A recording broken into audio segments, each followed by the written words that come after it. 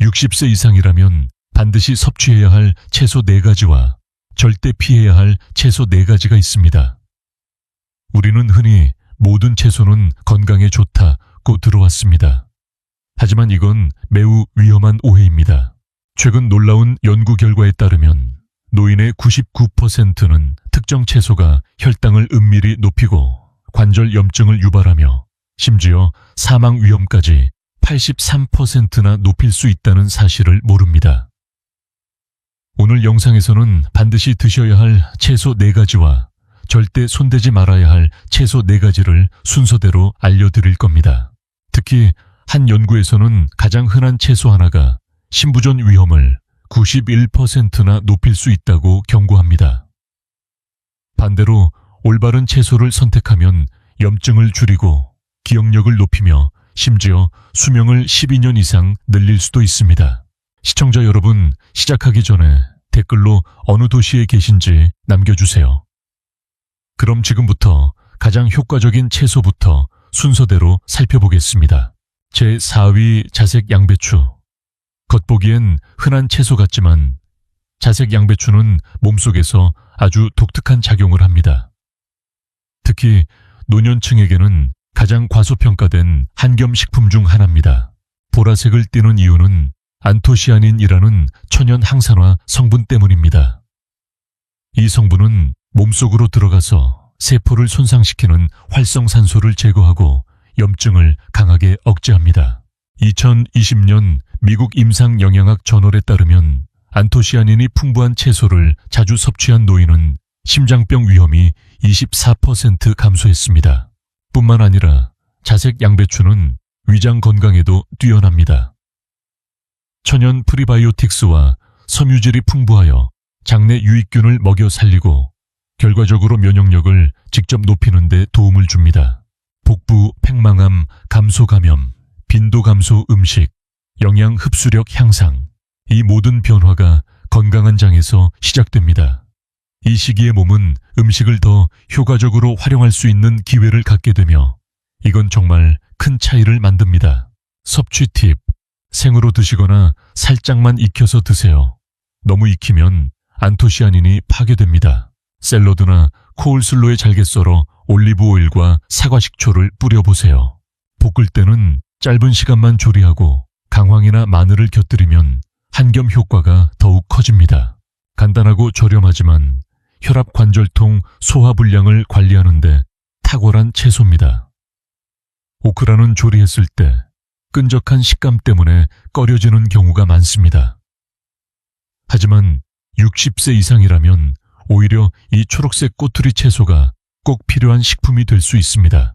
오크라가 노년층에게 유익한 이유는 바로 혈당 조절 능력입니다. 오크라 내부에는 뮤실리즈라 불리는 수용성 섬유질이 풍부합니다. 이 젤리 같은 물질은 위장에서 당 흡수를 느리게 만들어줍니다. 왜 중요할까요? 나이가 들수록 인슐린에 대한 민감도는 떨어집니다. 인슐린은 혈액 속 당을 세포로 보내주는 호르몬인데 이 기능이 저하되면 당이 혈관에 쌓여 심장병, 뇌졸중, 신장질환까지 이어질 수 있습니다. 하지만 오크라는 이 위험을 바꿔줍니다. 2021년 식품과학영양학 저널에 실린 연구에서는 8주간 매일 오크라를 섭취한 사람들의 공복 혈당이 평균 20% 감소했다고 합니다.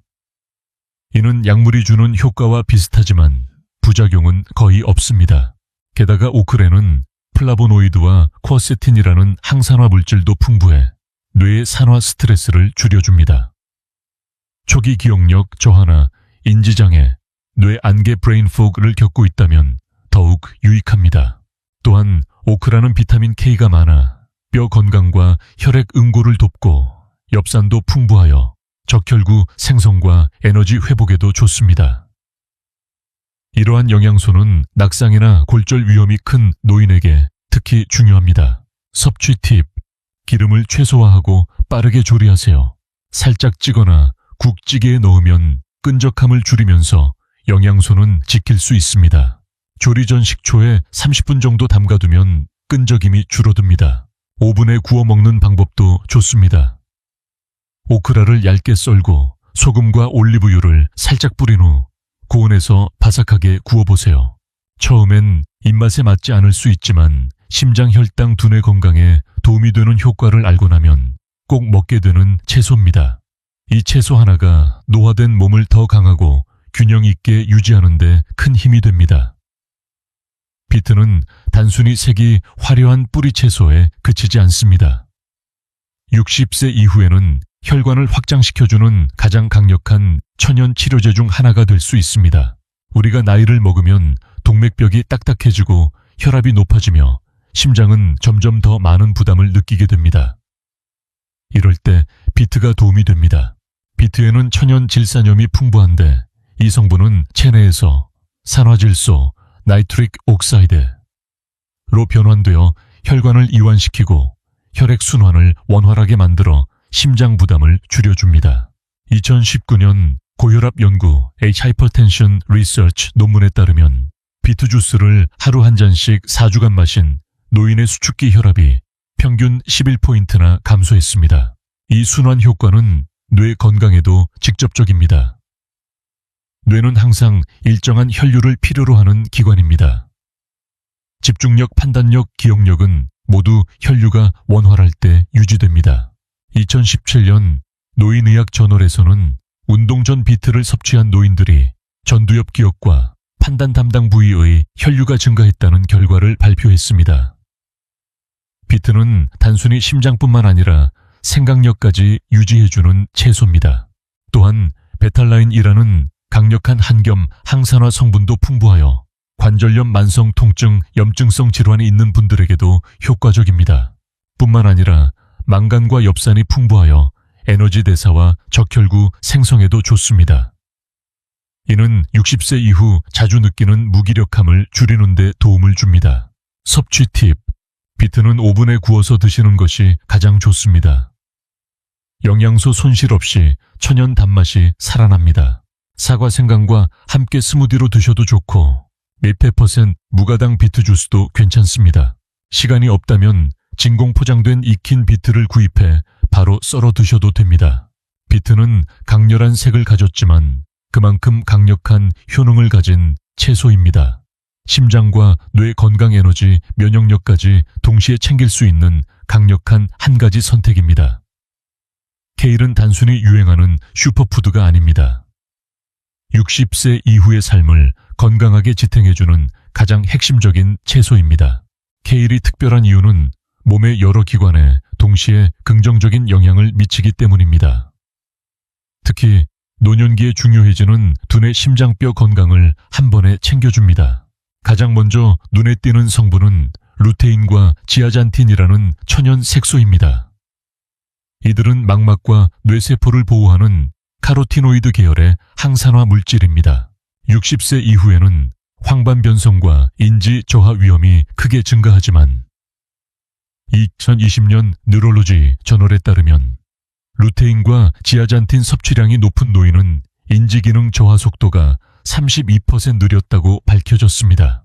즉, 케일을 자주 먹는 사람은 기억력, 주의력, 독립성 유지에서 분명한 차이를 보입니다. 또한 케일은 심장 건강에도 큰 도움을 줍니다. 칼륨이 풍부하여 나트륨을 중화시키고 혈압을 낮춰주며 마그네슘은 심장 박동 조절에 필수인데 많은 노인이 부족해하는 성분이기도 합니다. 무엇보다 주목할 점은 비타민 K 함량이 매우 높아 뼈 건강을 강화하고 혈관의 석회화를 막아줍니다. 단 한 컵의 케일로도 하루 비타민 K 권장량의 600% 이상을 충족할 수 있습니다. 또한 케일에는 글루코신 올레이트와 캠페롤이라는 강력한 한겸 성분이 있어 만성 염증을 예방하고 뇌 기능을 활성화시키는 데 도움을 줍니다. 2018년 노화신경과학 프론티어에 따르면 정기적인 케일 섭취는 뇌의 감각 처리 및 기억 영역의 신경 활동을 향상시킨다고 밝혀졌습니다. 섭취 팁: 주의하실 점은 날것으로 많이 먹지 마세요. 생케일 속 일부 성분은 갑상선 기능에 영향을 줄 수 있기 때문입니다. 올리브유와 마늘로 3-5분 정도 가볍게 볶아 드세요. 또는 국, 스튜에 넣어 부드럽게 조리하셔도 좋습니다. 케일칩으로 즐기시는 방법도 있습니다. 케일 잎을 찍고 올리브유와 소금을 살짝 바른 후 저온 오븐에 바삭하게 구워보세요. 보관도 쉽고 가격도 착하며 흡수율도 뛰어난 채소. 단순한 보충제가 아닌 몸이 알아서 받아들이는 자연 그대로의 영양제입니다. 결론, 지금 당장 식단에 케일을 추가하세요. 심장을 보호하고 두뇌를 지키며 몸 전체의 회복력을 높여주는 가장 중요한 한 가지 채소, 바로 케일입니다. 앞서 말씀드린 채소 4가지는 60세 이후에 건강을 회복시키는 중요한 식품들이었습니다. 하지만 반대로 지금부터 소개할 채소들은 혈당을 올리고 관절에 염증을 일으키며 장기 기능까지 해치는 위험 요소가 됩니다. 아래로 갈수록 더 해로우니 꼭 집중해서 확인해 주세요. 제4위 옥수수. 콘 옥수수는 여름 바비큐나 수프 통조림 등에 자주 쓰이며 익숙한 식재료입니다. 하지만 60세 이후에는 매우 위험한 채소로 바뀔 수 있습니다. 표면적으로는 식이섬유도 있고 맛도 좋지만 옥수수의 진짜 문제는 혈당에 미치는 영향입니다. 옥수수는 혈당 지수가 매우 높아 설탕이 많이 든 시리얼보다도 빠르게 혈당을 올립니다. 이로 인해 인슐린이 급격히 분비되고 시간이 지나면 세포가 인슐린에 둔감해져 당뇨 전 단계 또는 제2형 당뇨로 발전할 수 있습니다. 2020년 당뇨병 관리 디아베티스 케어 연구에 따르면 옥수수처럼 혈당 지수가 높은 음식을 자주 먹는 노인은 인슐린 저항성과 심혈관 질환 위험이 46%나 높아진다고 밝혔습니다. 또한 옥수수는 지속적인 에너지를 주지 못하고 짧은 시간만 혈당을 높였다가 곧 떨어지는 롤러코스터 같은 패턴을 만듭니다. 이는 심장에 부담을 주고 호르몬 균형도 무너뜨릴 수 있습니다. 주의할 점, 가끔 즐기는 정도는 괜찮지만 식사의 중심이 되어선 안 됩니다. 대신 혈당 지수가 낮은 애호박, 콜리플라워 같은 대체 식품을 활용하세요. 특히 단맛을 강조한 스위트콘 크림, 옥수수 설탕이 첨가된 통조림 옥수수는 피하셔야 합니다. 옥수수는 독이 아닙니다. 그러나 60세 이상에서는 혈당과 심장에 조용한 방해꾼이 될 수 있는 채소입니다. 지금까지 모르고 드셨다면 오늘부터 줄이고 더 현명한 선택으로 바꿔보세요. 감자는 많은 분들이 편안함과 추억을 느끼는 음식입니다. 하지만 60세 이후에는 이 친숙한 채소가 건강에 숨은 위험 요소가 될 수 있습니다. 감자는 전분 함량이 매우 높고 혈당 지수가 높은 대표적인 식품입니다.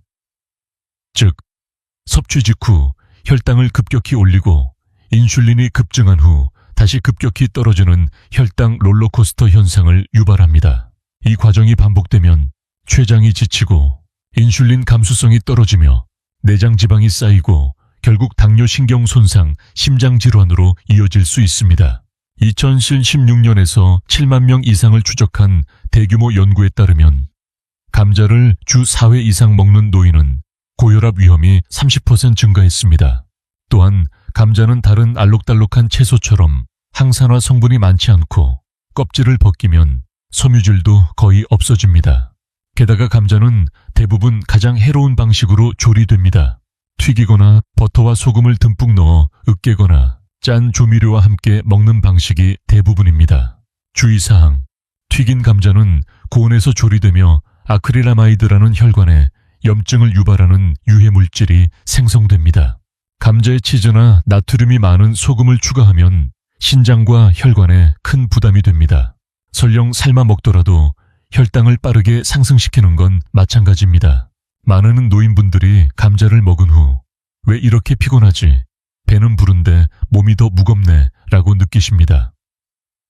이는 탄수화물 과잉이 에너지 시스템에 부담을 주고 심장과 신경을 약화시키기 시작했기 때문입니다. 감자를 완전히 끊을 필요는 없습니다. 하지만 일상적인 반찬으로 계속 섭취하는 것은 분명 위험합니다. 대체 방법, 고구마는 더 많은 섬유질 항산화 성분을 제공하며 혈당 지수도 낮습니다. 계피와 올리브 오일로 구워서 드시는 방식을 추천합니다. 결론적으로 감자는 익숙하고 저렴하며 만족감은 높지만 60세 이후에 가장 피해야 할 염증, 고혈압, 혈당 불안정의 3요소를 동시에 악화시킵니다. 이제부터는 감자보다 나은 선택지를 습관화하는 것이 필요합니다. 가지는 흔히 칼로리가 낮고 건강한 채소로 알려져 있습니다. 하지만 노인분들에게는 뜻밖의 위험을 내포한 식재료일 수 있습니다. 그 이유는 가지에 포함된 알칼로이드라는 천연 화학물질 때문입니다. 이 물질들은 식물의 방어 성분으로 자연에는 흔하지만 민감한 사람에게는 염증을 일으키고 소화기관 근육 관절에 자극을 줄 수 있습니다. 가지에 특히 많은 솔라닌, 소라민에, 꽉나산닌, 나산인에 은 2011년 연구에서 산화 스트레스를 증가시키고 신경세포 간 신호를 방해할 수 있다고 밝혀졌습니다. 즉, 관절염, 근육통, 신경통이 있는 노인에게는 가지가 오히려 증상을 악화시킬 수 있습니다. 실제 사례, 많은 노인분들이 가지를 구워 먹은 후 관절이 쑤신다, 몸이 무겁고 기운이 없다고 느끼는 이유는 바로 이 알칼로이드 반응 때문입니다. 게다가 가지는 조리 시 기름을 많이 흡수하는 특성이 있어 열 플러스 기름 플러스 알칼로이드의 조합은 체내 염증 유발 환경을 강화시킬 수 있습니다. 또한 가지에는 옥살레이트, 옥사라테라는 성분도 포함되어 있어 신장 결석의 원인이 될 수 있습니다. 60세 이후 신장 기능은 자연스럽게 저하되기 때문에 이 성분은 위험하게 작용할 수 있습니다. 섭취 시 주의할 점, 가능하면 껍질을 제거하고 소금물에 담가 쓴맛을 제거한 뒤 작게 썰어 충분히 익혀서 드시는 것이 좋습니다. 그러나 아무리 조심해도 신장 소화기 염증 질환이 있는 노인분들에게는 가지를 피하는 것이 안전합니다. 맛과 모양은 멋지지만 몸속에서는 조용히 해를 끼칠 수 있는 식재료가 될 수 있기 때문입니다. 더 좋은 대체 식품들이 있으니 지금부터는 가지 대신 항산화 성분이 풍부하고 안전한 채소를 선택해보세요. 토마토 자체는 나쁘지 않습니다. 오히려 신선한 토마토는 건강에 매우 유익할 수 있습니다. 문제는 통조림 토마토입니다. 통조림 토마토는 가격도 저렴하고 보관도 간편하며 찌개나 스튜 파스타 소스로 활용도가 높지만 60세 이상 어르신에게는 은밀하지만 치명적인 위험을 안고 있습니다. 그 핵심은 통조림 안쪽에 코팅된 화학물질 BPA, 비스페놀 A입니다. 이 물질은 금속이 녹지 않게 방지해주는 용도지만 동시에 호르몬 교란 물질로 잘 알려져 있습니다. 특히 남성 호르몬 테스토스테론과 여성 호르몬 에스트로겐에 영향을 미쳐 체중 증가, 피로, 기분 변화, 심장 리듬 불안정을 유발할 수 있습니다. 2020년 환경연구 Environmental Research에 따르면 혈중 BPA 수치가 높은 사람은 심장질환 위험이 91% 증가한다고 보고됐습니다. 문제를 더 악화시키는 것은 토마토의 강한 산성 성질입니다. 이 산성은 캔 내부에 BPA 코팅을 녹여내어 유해 물질이 토마토 속으로 직접 침투하게 만듭니다. 추가 위험 요소, 통조림 토마토에는 나트륨 소금 또 많이 들어 있습니다. 1컵만 먹어도 하루 권장량의 1사 이상을 넘깁니다. 고혈압, 심장약 복용 중인 분이라면 특히 주의가 필요합니다. 노화가 진행되면 간의 해독 능력이 떨어지기 때문에 이런 화학물질은 몸속에 더 빨리 축적되고 피부 장기뇌까지 영향을 미칠 수 있습니다. 안전한 대안, 생토마토로 직접 소스를 만들어 드세요. 또는 유리병에 담긴 BPA 프리 토마토 소스를 선택하세요. 통조림을 꼭 써야 할 경우 물에 헹군 후 나트륨을 줄이도록 하세요. 가장 좋은 방법은 신선한 토마토를 올리브 오일과 마늘에 구워 드시는 것입니다. 리코펜은 그대로 섭취하면서 BPA와 나트륨의 해로움은 피할 수 있습니다. 토마토는 선해 보이지만 통조림 형태는 조용한 화학적 위협이 될 수 있습니다. 특히 60세 이후 호르몬 균형과 심장 건강에 민감한 시기에는 더욱 그렇습니다. 60세 이후의 식사는 단순한 끼니가 아닙니다. 매번의 식사가 당신을 회복시킬 수도 있고 조용히 해칠 수도 있습니다. 오늘 알려드린 사실을 통해 이제 여러분은 알고 계십니다. 모든 채소가 항상 건강한 것은 아닙니다. 어떤 채소는 심장을 살리고 기억력을 지키고 염증을 잠재우며 수명을 연장시켜줍니다. 하지만 어떤 채소는 혈당을 조용히 올리고 관절을 붓게 하고 장기 기능을 떨어뜨리며 노화를 가속화시킵니다. 좋은 채소들은 자연스럽게 호르몬을 균형 잡아주고 장 건강을 살리며 뇌의 활력을 되살려줍니다. 나쁜 채소들은 건강한 척 하면서 당신의 신장장 면역력 균형감을 무너뜨립니다. 하지만 다행히도 이제 여러분은 그 진실을 알게 되셨습니다. 지금부터 다시 시작하실 수 있습니다. 오늘 영상에서 가장 놀랐던 채소는 무엇이었나요? 아래 댓글에 남겨주세요. 건강한 70대, 80대를 위해 지금 바로 구독 버튼을 눌러주세요.